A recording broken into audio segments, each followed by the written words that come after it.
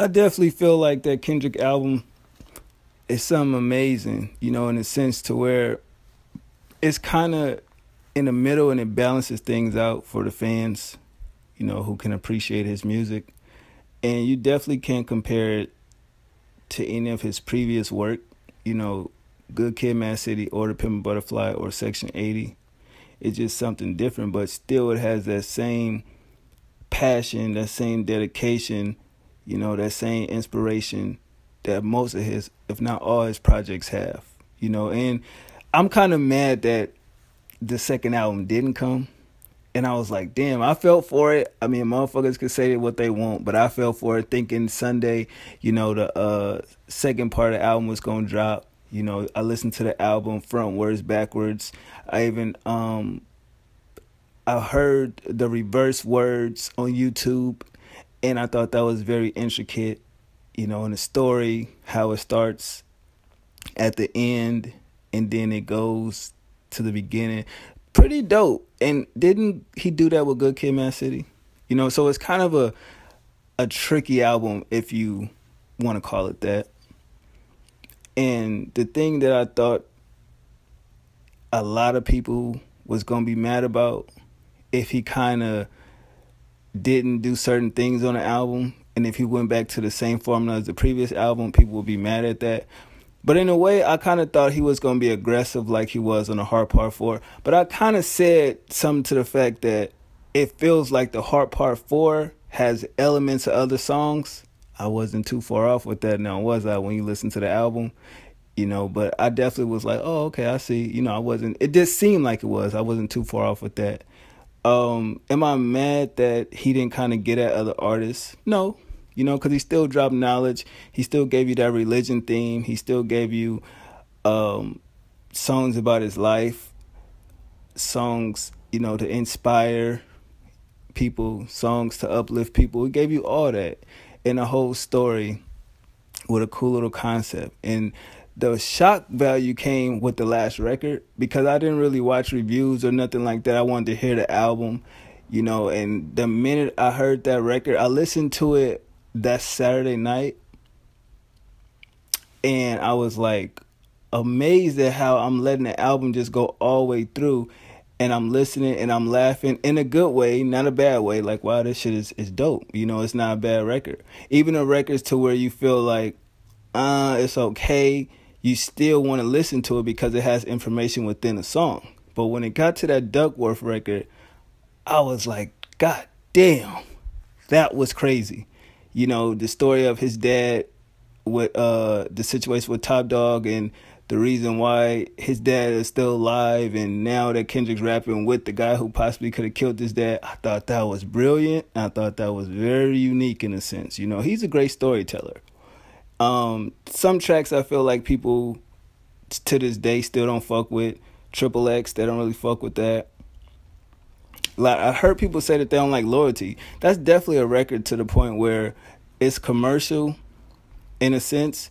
And he kind of, I've never seen him work. He never worked with Rihanna, but always wanted to. But that's kind of Drake-ish right there. That's definitely going to be the next single. DNA is a strong song. I like the visual. They got Rhodey in the video. That's what's up. That's a little Iron Man reference right there. I thought the video was pretty dope.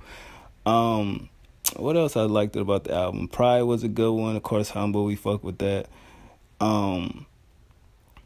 Fear, I like that song. And God, I definitely love that song right there. But it's just so many moments on the album to where I feel like, yes, I finally have another Kendrick album to where I'm happy with it. I'm content with it. Now, as far as people saying classic and this and that, I don't know. Will this album live the test of time? You know what I mean? It did its numbers. Of course, people was like, yeah, he did more than Drake. We don't really care about the numbers. That's pretty cool. That's good. But when you look at albums like Section 80, Good Kid, Mad City, The Pimp a Butterfly, definitely you could still run that back 20 years from now. But will this album stand the test of time?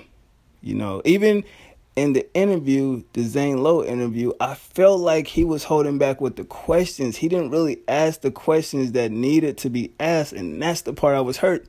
I was listening to it, my girl be riding home from Vegas, and he asking questions, and it's just like, that ain't the shit that, I wanted to hear, because you listen to the album, you got your own questions of what you want to be like, damn, I wonder if he gonna get asked this, and he didn't really get asked that. The album does have a lot of pieces in it that you kind of put together, and some fans, like Kendrick said, they put it together very well, and they hit him up and it was like, yo, the album is this, blah blah blah, it's crazy, yada yada yada.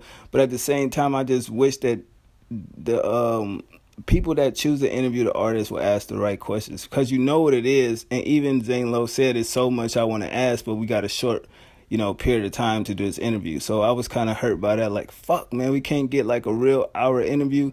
I definitely feel like, I don't know, I don't want to say the Breakfast Club, because they not going to really do it.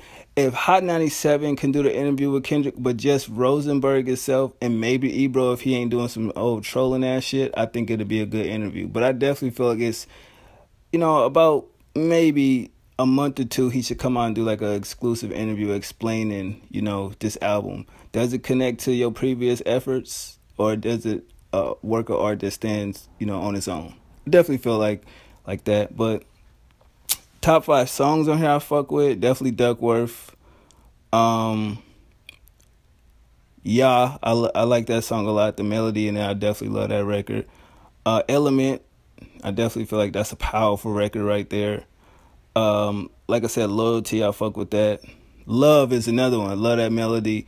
I just love the whole meaning behind the record. I definitely thought that was a good joint. That needs a video to it, because as I walk, as we go into casinos and I'm listening to that, I have a visualization for it in my head of how it should go. So I'm wondering if he do a video for that. If the meaning is what I think the song is about, would a video portray that? So I definitely feel like I want to see a video for that. And if I had to say one more record, I'm going to go with God. But this album definitely is good, definitely is dope, you know what I mean? I just feel like people do interviews and people do reviews, and it's cool and everything, and you can break it down and do this and that. Certain channels do that. That's not really what I'm here for. I just give you what I like about it, what I thought about it, and I thought it was straight. It's definitely a good 8.5 out of 10 album. I bought the digital and I bought the physical, as you well know. So hopefully, he will have some new music dropping sooner than later. I think he did some IG live type questionnaire or some shit like that, or he just went live on IG and he stated that it may be some new music coming. So I'm definitely waiting on that to see what that's gonna be. But I don't know, man. What's your top 5 songs off this album, and do you think it'll stand the test of time? But you get what I'm saying. A new song come out every day, new project come out every week, every year's new artist. So will it stand the test of time? But that's just what I thought about Damn. But just that last record, the whole impact of the album make you say, damn. You know what I'm saying? How it flipped to go back to the first line in the first song and the last song. So I was like, yeah, I said damn, not to be cliche, but it definitely made me say that. And I was like, wow, that was very dope. I was not expecting that. But y'all let me know what y'all think. I'm out of here. 1.